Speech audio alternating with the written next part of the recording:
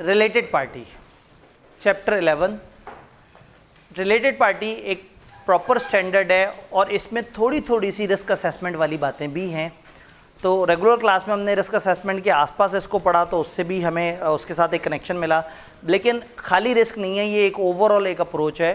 तो chapter 11 is that chapter जो आप अपनी किताब में अपने सिलेबस में कभी भी कर लें। 11, 12 ये दो ऐसे इंडिपेंडेंट चैप्टर्स हैं कि इनका ऑडिट की तरतीब से कोई ताल्लुक नहीं है। आप किसी भी वक्त इन चैप्टर्स को शुरू में तैयार कर लें, दरमियान में तैयार कर लें या एंड पे तैयार कर लें, ये टोटल आपकी मर्ज़ी है, इसमें कोई रुकावट नहीं है।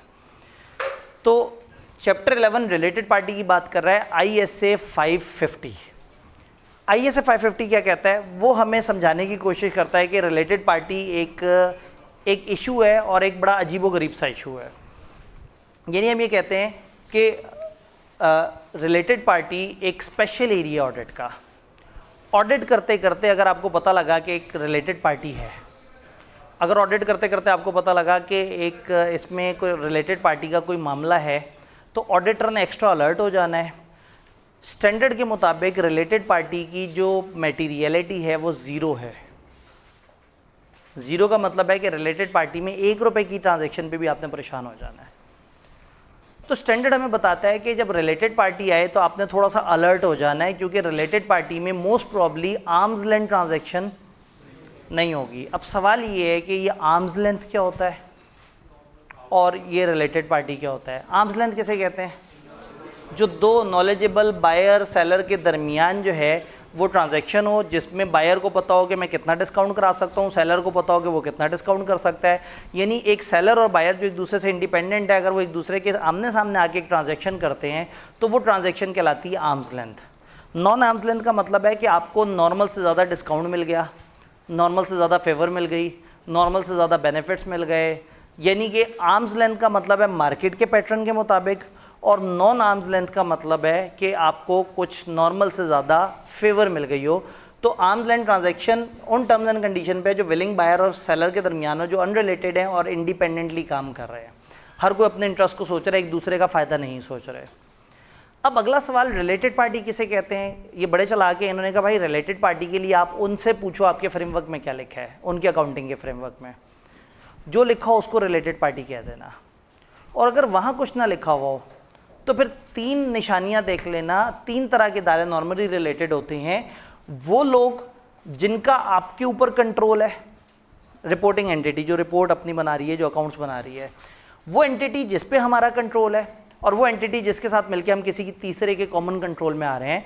तो हमारी रिलेटेड पार्टी हर वो एंटिटी है जो हमें कंट्रोल कर रही है, हमारी रिलेटेड पार्टी हर वो पार्टी है जिसको हम कंट्रोल कर रहे हैं, और हर वो जिसके साथ मिलकर हम किसी तीसरे के कॉमन कंट्रोल में आ रहे हैं।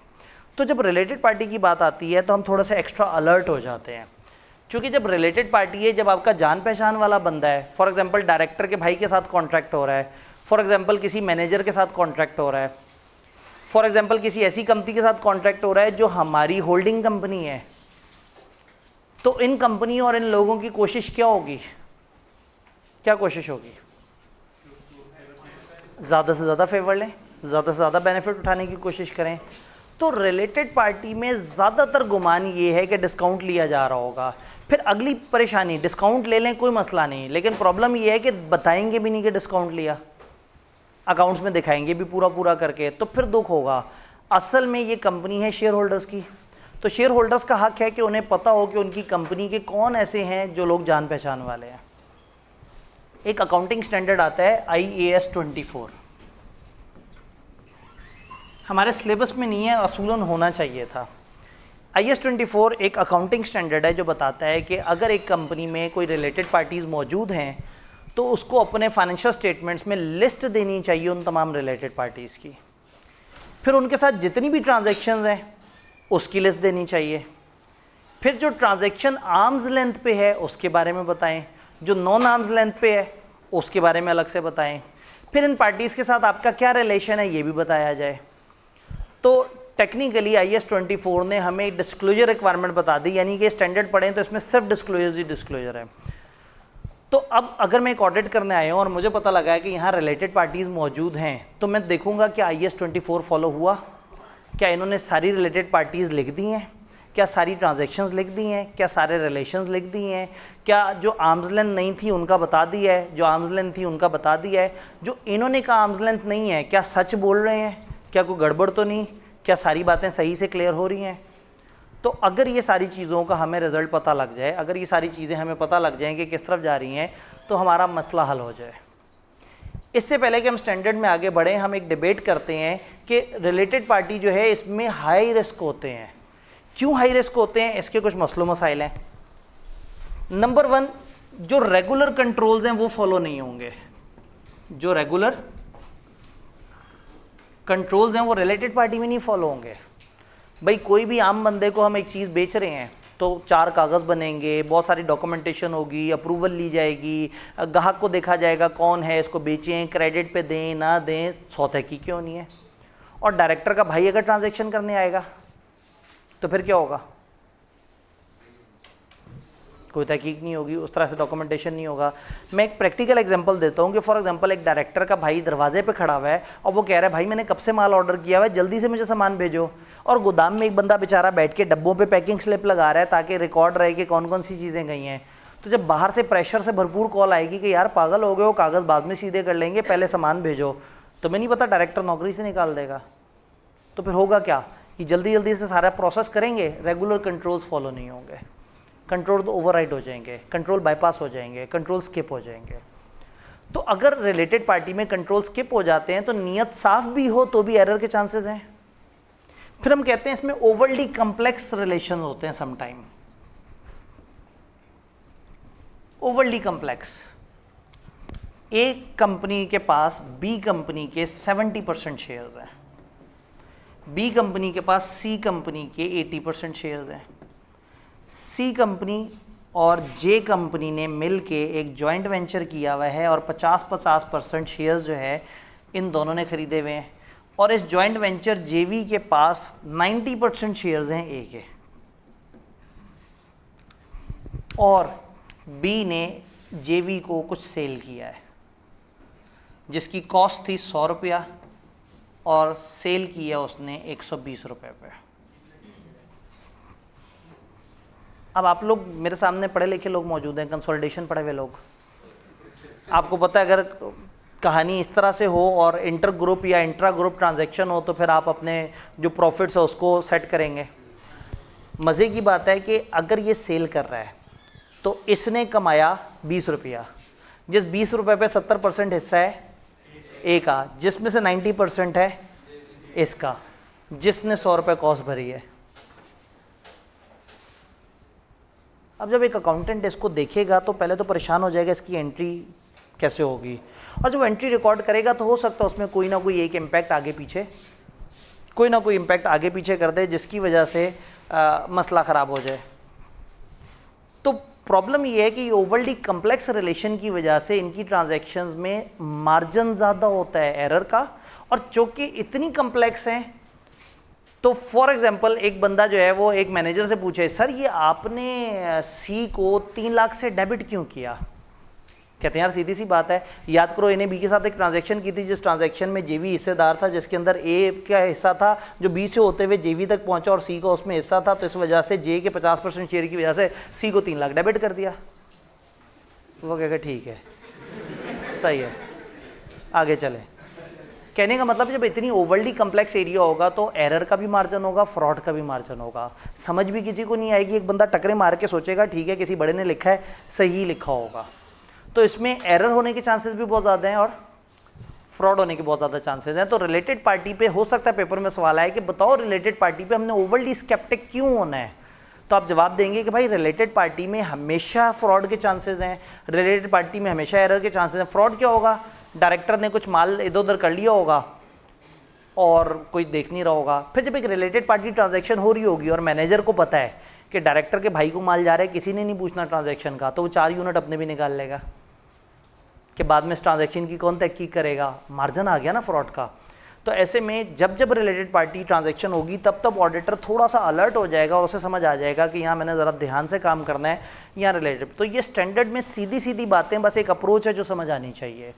वो अप्रोच ये है कि we have to be extra alert for related party transaction, और जब जब रिलेटेड पार्टी मौजूद हो और रिलेटेड पार्टी ट्रांजैक्शन मौजूद हो तो तब तब हमने ध्यान रखना होगा कि एरर भी हो सकते हैं, फ्रॉड भी हो सकते हैं। तो ऐसे में फिर हमारा एक ही काम है, हम ये फॉलो करें कि IAS 24 ने क्या कहा।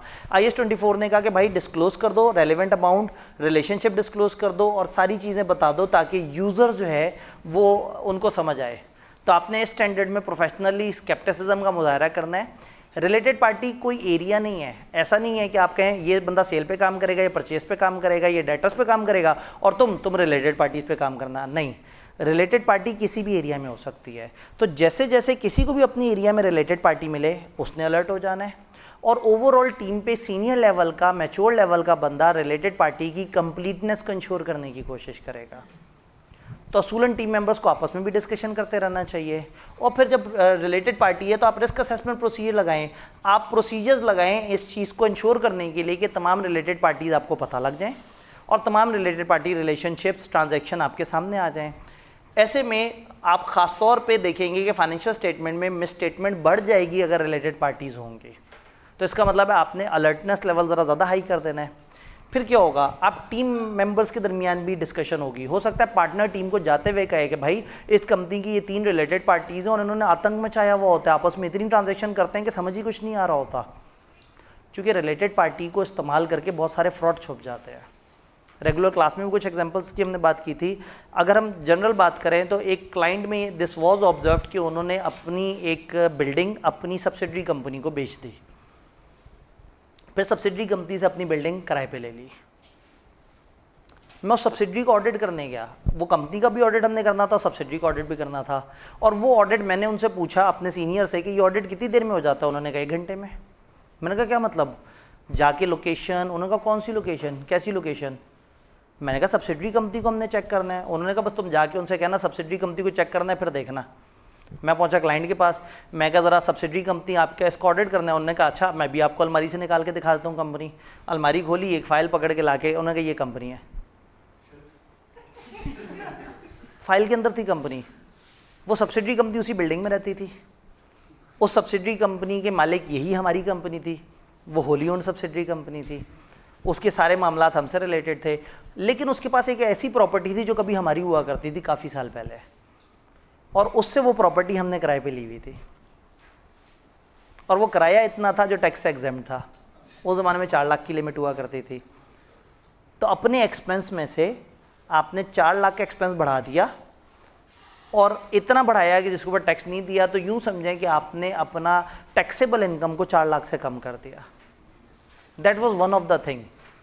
फिर क्या था, उसके साथ परचेज और सेल हो रही थी। अब अगेन ज़्यादा गहराई में नहीं समझ आएगा, कुछ प्रोडक्ट्स NTR की होती हैं, कुछ FTR की होती हैं। NTR पे रेट और होता है, FTR पे रेट अलग होता है। कंपनी को रेट अलग होता है, इंडिविजुअल को रेट अलग होता है। तो कुछ ट्रांजैक्शन वो घुमा के जो अपनी FTR वाली प्रोडक्ट्स होती थी वो उसके थ्रू रूट करती थी, और NTR वाली प्रोडक्ट उस कंपनी से लेके और सारा खर्चा अपना उठा के NTR पे चार्ज कर देते थे। तो रिलेटेड पार्टी का मतलब ये है कि यू हैव एन एवेन्यू कि आप कागजों में खेलते रहें और बहुत सारे फ्रॉड कर सकते हैं।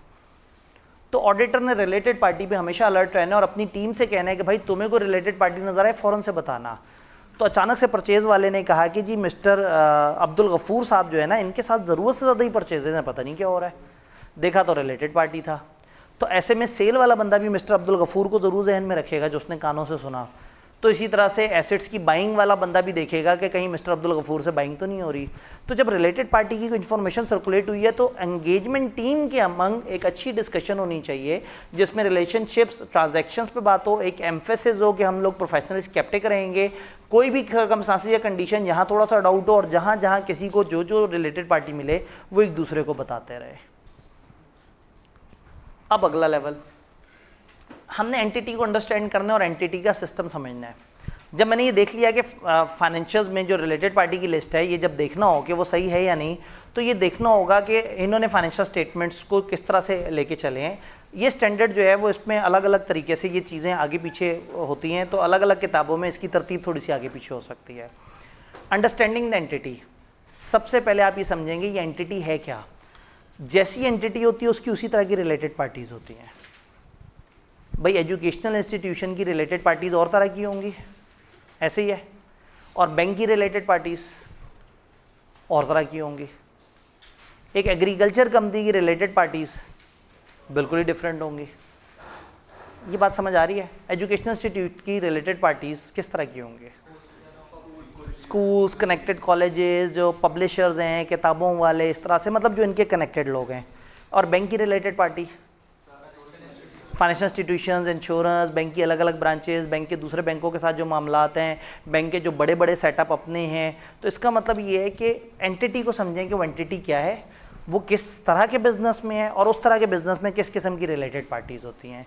फिर अंडरस्टैंडिंग ले उनके कंट्रोल्स के ऊपर, उनसे पूछें भाई तुम लोग अकाउंट्स में तुमने तो लिखना है लिस्ट ऑफ रिलेटेड पार्टीज, क्या कंट्रोल्स हैं तुम्हारे, रिलेटेड पार्टी कैसे आइडेंटिफाई करते हो, किस तरीके से वो करते हो, कैसे तहकीक करते हो। भाई तुम्हारे पास पिछले साल की रिलेटेड पार्टीज की लिस्ट है, इस दफ़ा नई तहकीक क्या करोगे, कैसे ढूंढोगे रिलेटेड पार्टी है। तो हो सकता है वो लोग कहें जी जो डायरेक्टर कह देते हैं हम लिख देते हैं, जो ना कहें वो नहीं लिखते, तो हमें समझ आ जाएगा कि इन्होंने बहुत ही पैथेटिक काम किया हुआ है, हमें ज़्यादा काम करना पड़ेगा। और अगर वो कहें जी हमने एक डिपार्टमेंट बनाया, वो डिपार्टमेंट हर वक्त हर ट्रांजैक्शन को ऑब्जर्व करता रहता है, देखता रहता है, और हर वो ट्रांजैक्शन जिसमें कुछ ना कुछ मशकूक हो, अजीब सा, उसके पीछे जाते हैं, जिस बंदे से डील हो फिर अच्छी तरह से देखते हैं कि हमारे मौजूद किसी सीनियर लेवल के बंदे का कोई रिश्तेदार या इस तरह का तो बंदा नहीं है। तो अगर तो इस तरह का उनका निज़ाम है तो मुझे थोड़ा सा हौसला होगा कि ये लोगों ने रिलेटेड पार्टी पर जोर दिया होगा। और अगर उनका निज़ाम हल्का है तो मुझे समझ आ जाएगा कि मुझे ही रिलेटेड पार्टी पे ज़्यादा काम करना पड़ेगा। तो हम देखेंगे कि उनका आइडेंटिफाई करने का, उनकी ट्रांजैक्शन अप्रूव करने का, ऑथराइज करने का क्या सिस्टम है, क्या निज़ाम है। देन क्या होगा, फिर मैं रिलेटेड पार्टीज़ के पीछे पड़ जाऊँगा। यहाँ पे मैं तमाम यूज़र्स को बताऊँगा कि आईकैप को इस चैप्टर में 3 ही तरह के सवाल पसंद है। सवाल कई तरह से बनाए जा सकते हैं, लेकिन आईकैप ने 95% ऑफ द टाइम 3 में से कोई एक प्रोसीजर पूछा। नॉर्मली वो ये जानना चाहते हैं कि एक ऑडिटर कैसे एक नई रिलेटेड पार्टी को ढूंढेगा, या ऑडिटर को एक लिस्ट मिलती है रिलेटेड पार्टी की तो वो कैसे देखेगा कि ये कंप्लीट है या नहीं। दूसरा जो प्रोसीजर उन्हें पसंद है कि अगर एक ऑडिटर को नॉर्मल कोर्स ऑफ बिजनेस से हटके कोई ट्रांजैक्शन नजर आई है तो वो कैसे इंश्योर करेगा कि चीज़ें सही हो रही हैं, और कैसे इंश्योर करेगा कि आर्म्स लेंथ या नॉन आर्म्स लेंथ वाली असर्शन सही है। और तीसरा, जब ऑडिटर को कोई प्रीवियसली अनआइडेंटिफाइड रिलेटेड पार्टी मिल जाए जो क्लाइंट ने नहीं ढूंढी और आपको मिली है, तो फिर आप क्या क्या काम करेंगे। तो स्टेप बाय स्टेप चलते हैं। आइडेंटिफिकेशन के प्रोसीजर किताब की 1-2 अटेम्प्ट्स पहले जब किताब रिवाइज होकर आई तो वो वाले प्रोसीजर गायब हुए हुए थे, जबकि पास पेपर्स में उन्होंने कई दफ़ा पूछा था। तो उन्होंने किताब किसी के हवाले की और उसने नोट्स बनाते हुए थोड़ा सा नोट्स को आगे पीछे करते हुए वो वाला पोर्शन गायब कर दिया। अब अल्लाह करे एग्जामिनर ने भी किताब पढ़ी हो, जो कि अक्सर नहीं पढ़ी होती। एग्जामिनर ने सिलेबस पढ़ा होता है और वो पास पेपर्स को देख रहा होता है, तो ऐसे में एग्जामिनर पास पेपर्स को देखते हुए, सिलेबस को समझते हुए एक सवाल ड्राफ्ट कर जाता है जो कि किताब में अपेरेंटली नज़र नहीं आ रहा होता। तो एहतियातन मैंने कल के चैप्टर में भी आपको 1-2 जगह ट्यूटर नोट्स नज़र आए थे, तो इधर भी एहतियातन ट्यूटर नोट के अंदर ये कुछ लिस्ट ऑफ प्रोसीजर्स बता दी है जो आईकैप की ऑफिशियल किताब में इस वक्त नहीं है। मैंने ऑन सेफर साइड इसको दिया हुआ है, तो किसी भी और टीचर ने अपने तरीके से वो चीज़ों को बताया होगा। मैं चूंकि आईकैप की किताब को फॉलो कर रहा हूँ, तो जो किताब में नहीं आईकैप की और मैं इजाफी बताना चाहता हूँ तो मैं किताब में ट्यूटर नोट बना के दे देता हूँ। तो अब रिलेटेड पार्टी ढूंढनी कैसे है या कैसे इंश्योर करना है कि रिलेटेड पार्टी की लिस्ट कंप्लीट है। तो उन्होंने कहा भाई पिछले वर्किंग पेपर जो हैं, पिछले ईयर के वर्किंग पेपर को देखें जिससे आपको पता लगे कि पिछले सालों में कौन कौन सी रिलेटेड पार्टी थी। फिर क्लाइंट भी आपको एक लिस्ट देगा जो उसने बनाई होगी कि इस दफ़ा फाइनेंशियल में हमने डालना है। कंपनी की प्रोसीजर देखें कि कंपनी रिलेटेड पार्टी कैसे ढूंढ रही है। डायरेक्टर और अदर एंटिटीज़ के आपस के ताल्लुक देखें कि डायरेक्टर का कौन कौन सी कंपनी से क्या ताल्लुक है, ताकि उन कंपनियों की ट्रांजैक्शंस को ध्यान से देखा जा सके। शेयर होल्डर के रिकॉर्ड देखें ताकि पता लग जाए कि बड़े बड़े शेयर होल्डर्स कौन से हैं। तो जो बड़ा शेयर होल्डर होगा रिलेटेड पार्टी होगा, जो कोई बड़ी कंपनी होगी जिसने हमें इन्वेस्ट किया वो, और उसके अंदर जो बड़े लोग हैं वो भी हमारे रिलेटेड होंगे। Minutes of share holding meeting देख लें। शेयर होल्डर कोई भी खास ट्रांजैक्शन जिसमें एसोसिएट के साथ है या स्पेशल इंटरेस्ट है तो अप्रूवल शेयर होल्डर्स करते हैं। तो शेयर होल्डर की मीटिंग के मिनट्स पढ़ लें, डायरेक्टर्स की मीटिंग के मिनट्स पढ़ लें। किसी और ऑडिट फर्म के साथ जो कि इससे पहले ऑडिट में इन्वॉल्व थी, अगर हम उसको खत भेज रहे थे उससे भी एक पूछ लें कि क्या आप हमें कुछ रिलेटेड पार्टीज़ के बारे में बता सकते हैं। अगर उनको रिलेटेड पार्टीज़ के बारे में पता है तो वो हमें गाइड कर दें अगर वो ज़रूरी समझेंगे।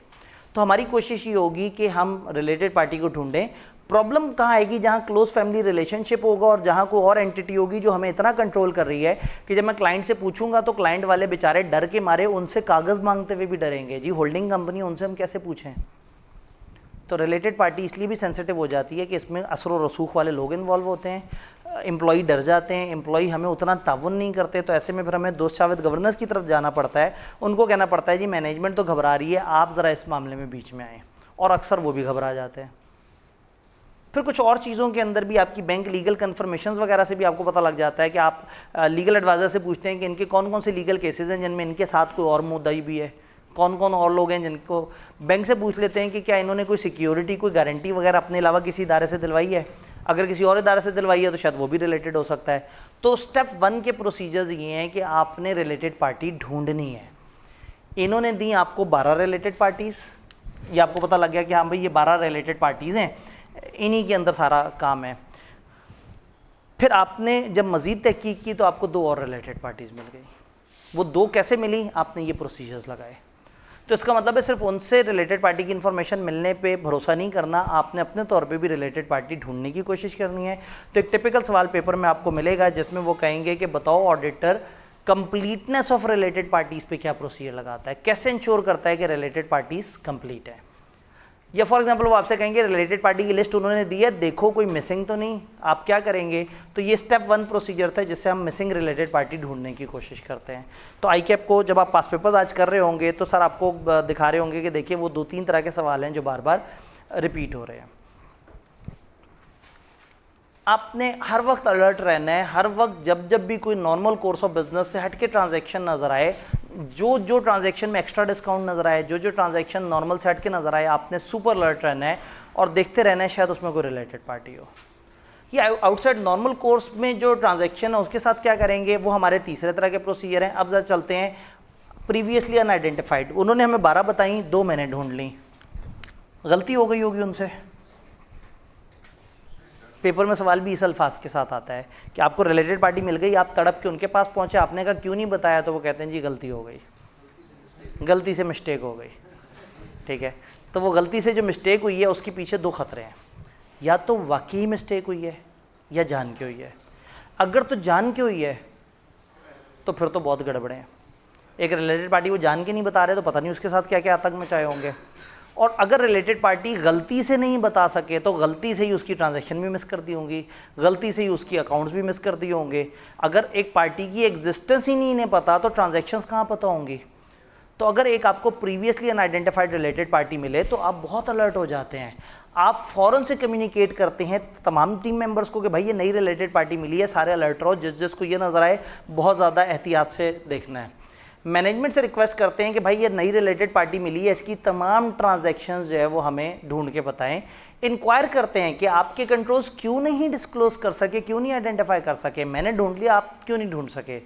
उनकी जस्टिफिकेशन सुने और सेंस करने की कोशिश करें कि पीछे फ्रॉड की स्मेल आ रही है या नहीं आ रही।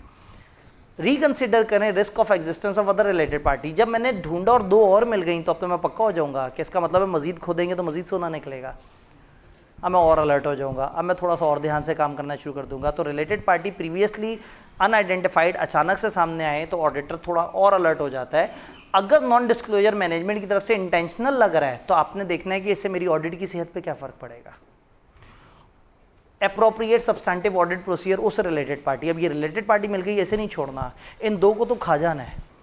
इन 2 के सारे लेजर्स, इन 2 की सारी ट्रांजैक्शन, इन 2 के सारे जो कॉन्ट्रैक्ट हैं, इनकी हर रसीद, इनकी हर ट्रांजैक्शन, हर अप्रूवल, हर साइन को बहुत ध्यान से देखना है, क्योंकि ये 2 छुपी हुई थी तो हो सकता है ये मिस कर गए हों और हो सकता है जान के छुपाई हुई थी। तो ये दूसरी तरह के प्रोसीजर हैं जो ICAP को बहुत पसंद है। एक है रिलेटेड पार्टी अगर कंप्लीट नहीं है तो क्या करें, दूसरा ये है कि अगर कोई प्रीवियसली मिसिंग रिलेटेड पार्टी मिल गई तो उसके साथ आप क्या करेंगे। अब तीसरा काम ये है कि related party transaction outside normal course of business. ये नॉर्मल कोर्स ऑफ बिजनेस क्या होता है? अगर एक 5% डिस्काउंट सबको मिल रहा था तो इनको भी 5% मिलता। नॉर्मल कोर्स ऑफ बिजनेस में क्या होता है कि एक ट्रांजैक्शन है, एक कंपनी, हमारी कंपनी है, वो हमेशा एसी खरीदती है, एसी खरीदती है, एसी बेचती है, एसी खरीदती है, एसी बेचती है। अचानक से एक ऐसी ट्रांजैक्शन आई कि इन्होंने 5000 बेंच खरीद लिए और फिर बेच भी दिए। अब ये मशकूक ट्रांजैक्शन अचानक से बीच में आई है, इसके पीछे शायद किसी रिलेटेड पार्टी ने ख़रीदने होंगे बेंच, उन्होंने इनको कहा होगा, इन्होंने आपस में मिलकर उसको फैसिलिटेट किया होगा, अपने अकाउंट्स में दिखाने से शायद कोई फ़ायदा उठाना चाह रहे हो, शायद खर्चा बढ़ाना चाह रहे हो। तो जो भी नॉर्मल बिजनेस एक्टिविटी से हट के ट्रांजैक्शन नज़र आएगी ना, अब वो आपके नॉर्मल बिजनेस से हट के नजर आए या बिजनेस की जो नॉर्मल टर्म्स है आर्म्स लेंथ वाली उससे हट के नजर आए, आपने तहकीक करनी है, आपने उसका कॉन्ट्रैक्ट उठा के पढ़ना है ये क्या है, ये बेंच आए तो आए क्यों, क्यों खरीदे, किसने खरीदे, किससे खरीदे, किसके कहने पे खरीदे, सारों को तहकीक करें। इसके पीछे बिजनेस रैशनल क्या है, तो पता ये लगेगा कि कंपनी मुसलसल एसी बेचती थी, लेकिन ये कंपनी एक जॉइंट वेंचर कर रही है किसी और के साथ, और उनको कहा है कि जी बेंच हम आपको दे देंगे और इदारा आपका होगा। जैसे ICAP की कल नोटिफिकेशन आई CFAP 2 और CFAP 5 की, कॉर्पोरेट लॉ और टैक्स, गड्डी तू ले आप, पेट्रोल में पाबंदियाँ। तो बच्चों को उन्होंने कहा है कि आप अपने लैपटॉप घर से खुद लेके आएंगे, हमारे पास आए, पावर हम देंगे, इंटरनेट हम देंगे। अब पता नहीं चार्जर किसका होगा, चार्जर के बारे में नहीं बताया, उन्होंने कहा आप लैपटॉप लेके आए, आपको पावर देना और इंटरनेट प्रोवाइड करना। तो अब अगेन तो शायद इस तरह की कोई ट्रांजैक्शन हुई हो, शायद इस तरह की एक अजीबो गरीब सी, अब फॉर एग्जांपल ICAP का एक नॉर्मल कोर्स ऑफ बिजनेस चल रहा है और अचानक से एक ट्रांजैक्शन हो कि उन्होंने बहुत ही हाई फाई इंटरनेट और एक बहुत ज़बरदस्त सिस्टम और इतनी सारी तारों का अचानक से नेटवर्क बिछा दिया अपने हॉल में, तो सारे कहेंगे कि ये नॉर्मल से हट के ट्रांजैक्शन है। जब गौर से देखेंगे तो पता लगेगा हाँ इसके पीछे एक बिजनेस रैशनल था। ये समझ रहे हैं? तो जब भी आपको एक अजीब सी यूनिक सी ट्रांजैक्शन नजर आए तो क्या करना है, उसके बिजनेस रैशनल को समझने की कोशिश करनी है, उस ट्रांजैक्शन को समझने की कोशिश करनी है, उस कॉन्ट्रैक्ट और कॉन्ट्रैक्ट के पीछे जो रूट कॉज है उसको समझने की कोशिश करनी है। तो शायद वो नॉर्मल कोर्स से हटके है लेकिन शायद रिलेटेड पार्टी ना हो, बट बहुत ज़्यादा गुमान ये है कि उसमें रिलेटेड पार्टी होगी। फर्ज करें रिलेटेड पार्टी और वो कहें कि रिलेटेड पार्टी ट्रांजैक्शन है लेकिन आर्म्स लेंथ पे थी, तो आप कहेंगे हाँ मैं पागल हूँ कि रिलेटेड पार्टी से ट्रांजैक्शन करोगे, आर्म्स लेंथ पे करोगे। मतलब डायरेक्टर का भाई कंपनी से एसी खरीदे, कंपनी डॉलर्स है, डायरेक्टर का अपना भाई एसी खरीदे और पूरे पैसे दे, मतलब ये कौन मानेगा, क्यों मानेगा? तो आप कहेंगे इतना मैं भी पागल नहीं हूँ, जाहिर है आर्म्स लेंथ तो नहीं होगी। वो पक्के हो जाएं बहुत ही आर्म्स लेंथ है, कहेंगे हमारी पॉलिसी है हम तो डायरेक्टर के भाई को भी नहीं छोड़ते, तो एक दफ़ा तसल्ली कर लें, हो सकता है वाकई आर्म्स लेंथ हो। तो फ़ौरन से उन्हें गलत नहीं कह देना, फ़ौरन से सही नहीं कह देना, तहकीक करनी है। तो अब अगर नॉर्मल कोर्स ऑफ बिजनेस से हट के अगर ट्रांजैक्शन नज़र आती है तो एक इंपॉर्टेंट बात है, इंस्पेक्ट करें अंडरलाइंग कॉन्ट्रैक्ट या एग्रीमेंट्स। अगर आप किसी और बुक से पढ़ रहे हैं और थोड़े अल्फाज में काफ़ी ज़्यादा चेंज है तो इस टॉपिक में एक आध सेशन पहले चेंजेस आई थी। अगर आपके पास किसी की पुरानी किताब होगी तो शायद आप थोड़ा सा उलझ जाएं, मेरी भी साल पुरानी किताब होगी तो शायद आपको दिक्कत थोड़ी सी ज़्यादा हो जाए, क्योंकि इस टॉपिक में कोई एक दो अटेम्प्ट पीछे चेंज आई थी और इसका पैटर्न ICAP ने थोड़ा सा चेंज किया था। तो अब करना ये है कि आपने इंस्पेक्ट करना है अंडरलाइंग कॉन्ट्रैक्ट या एग्रीमेंट्स को, जो भी गिवन कॉन्ट्रैक्ट एग्रीमेंट है उनको इंस्पेक्ट करना है और देखना है कि what is the business rational of transaction. क्या business rational of transaction suggest करता है कि इसमें कोई फ्रॉड है, क्या ये ट्रांजैक्शन ओवरली कम्प्लेक्स तो नहीं, क्या इसमें अजीबो गरीब सी टर्म्स तो नहीं, क्या इसमें कोई बिजनेस रीजन लॉजिकल नज़र आ रही है या नहीं आ रही, कोई प्रीवियसली अनआइडेंटिफाइड रिलेटेड पार्टी तो नहीं इसमें इन्वॉल्व, कि इसमें कोई अनयूजुअल मैनर तो नहीं इन्वॉल्व। तो एक ऐसी ट्रांजैक्शन जो outside normal course of business नज़र आ रही है उसके कॉन्ट्रैक्ट को समझें और समझें कि ये क्यों हुआ है। जैसे रेगुलर क्लास में मैंने एग्जांपल दी कि अगर पाकिस्तानी कंपनी मलेशिया की कंपनी से एक चीज़ खरीद के पाकिस्तान मंगवा सकती थी तो उन्होंने दुबई से वो चीज़ क्यों खरीदी जो दुबई वाली कंपनी मलेशिया वाली कंपनी से खरीद रही है। इसके पीछे मैंने रेगुलर क्लास में एक दफ़ा एक्सप्लेन किया था दुबई का टैक्स सिस्टम। दुबई में वैट है 5% और अभी इनकम के ऊपर टैक्स बहुत ज़्यादा मैच्योर नहीं हुआ, तो बड़े अरसे तक 2 साल पहले तक तो टैक्स फ्री था तकरीबन दुबई।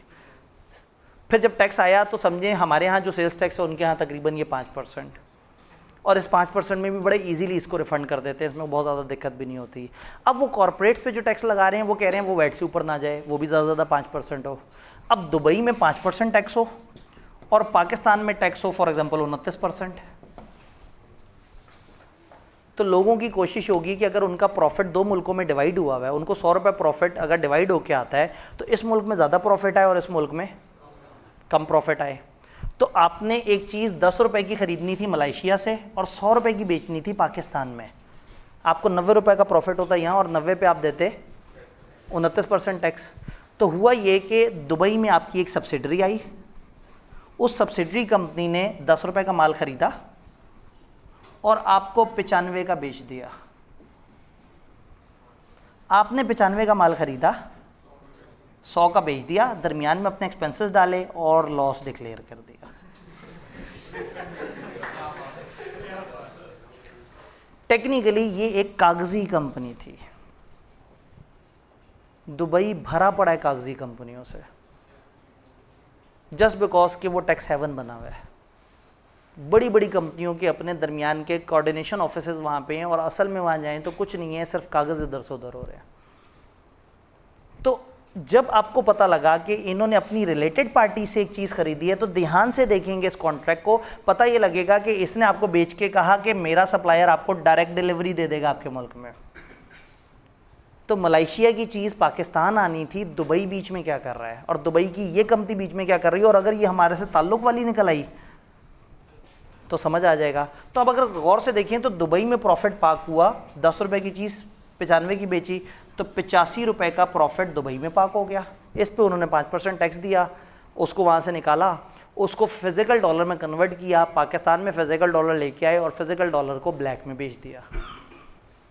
तो ये 5% जो टैक्स पड़ना था ना, ये भी ख़त्म कर दिया होगा। आप डॉलर को वहाँ से डायरेक्ट भेजें तो जो बैंक का रेट नज़र आ रहा होता है उसमें से भी थोड़ा सा कट कटा के मिलता है।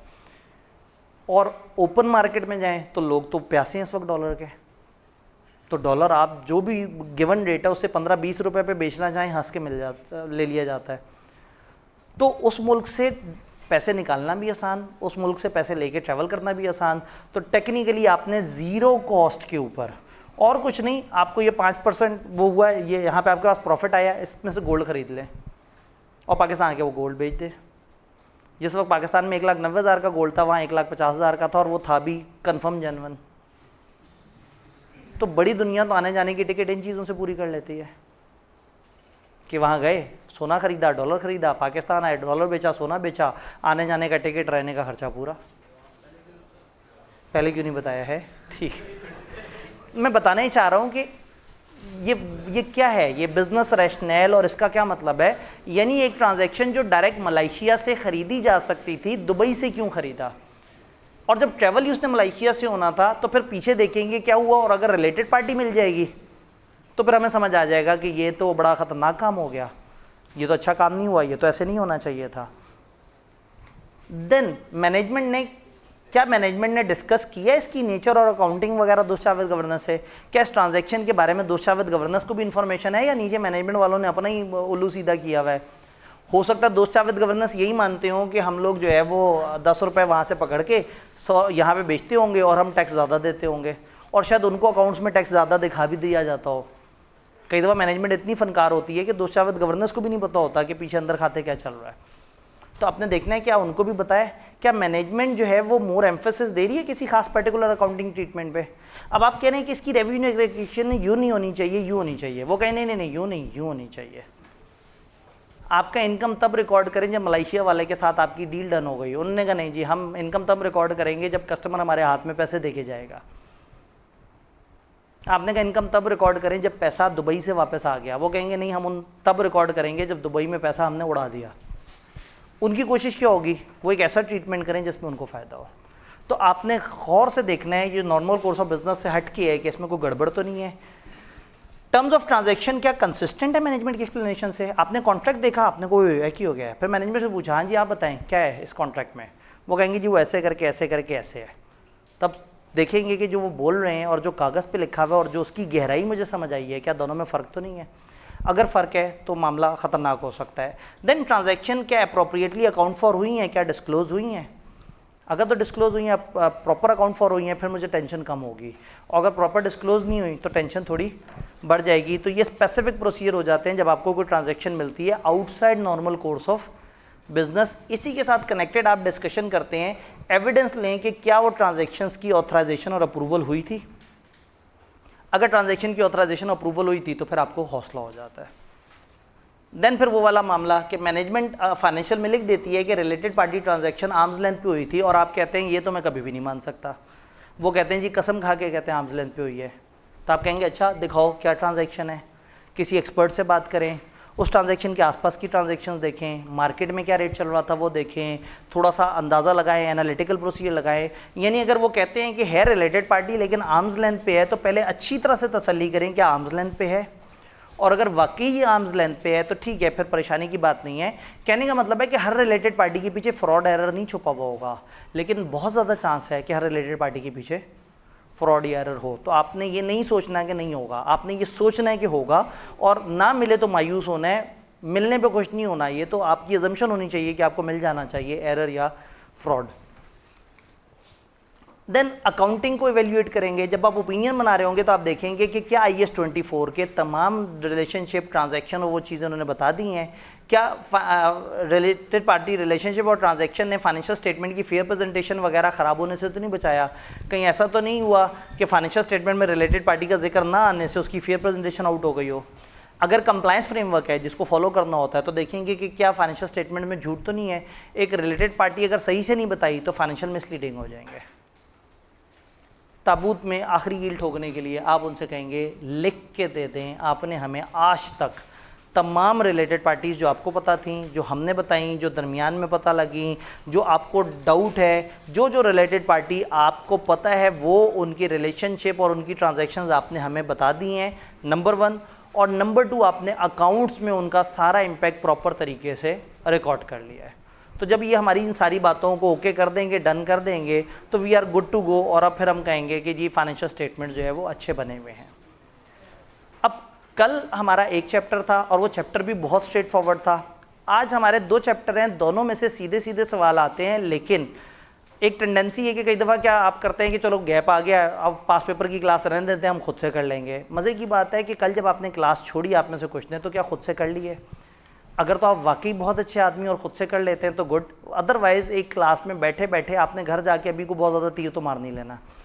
आप यही सोचते रहेंगे कि यार आज बहुत पढ़ लिया, मैं कितना अच्छा आदमी हूँ, मैं एक दिन में कितना ज़्यादा पढ़ लिया करता हूँ। तो अगर आपने पास पेपर खुद से भी प्रैक्टिस करते हैं तो वाई नॉट कि एक ऐसी जगह जहाँ एक बंदा स्पेसिफिकली आपको पास पेपर्स करवा रहा हो। तो इसलिए कल का मुझे अंदाज़ा था कि कल एक तो हमारी क्लास भी जल्दी ख़त्म हो गई थी और टॉपिक बहुत ही सीधा सीधा सा था, बट आज रिलेटेड पार्टी के डिफरेंट सवालों की टोन समझना इंपॉर्टेंट है। और चैप्टर 2 में से ISA 210 के मुख्तलिफ तरह के सवाल कैसे आ रहे हैं, तो आपको वो सेशन इतना लंबा ना हो, क्योंकि आज कोई लॉजिकल एरिया उस तरह से नहीं होगा, लेकिन ये है कि कम से कम उसको अटेंड करके ज़्यादा से ज़्यादा इफेक्टिव बनाने की कोशिश करें। ठीक है जी, तो आप लोगों का बहुत बहुत शुक्रिया, आपने बड़ी हिम्मत हौसले से वो किया। कल का दिन मिस करने वाला नहीं है, कल किसी ने मिस नहीं करना। कल हमें शायद 2.25 घंटे लग जाएँ, शायद 2.5 घंटे लग जाए, लेकिन कल का सेशन जो है ना, कल हमारे 700, 701, 705, 706 700 सीरीज़ हमने कल पूरी करनी है। और फिर 705-6 का जो प्रैक्टिस है वो फिर उससे अगले दिन हो रही होगी, स्पेसिफिकली अलग से सेशन होगा।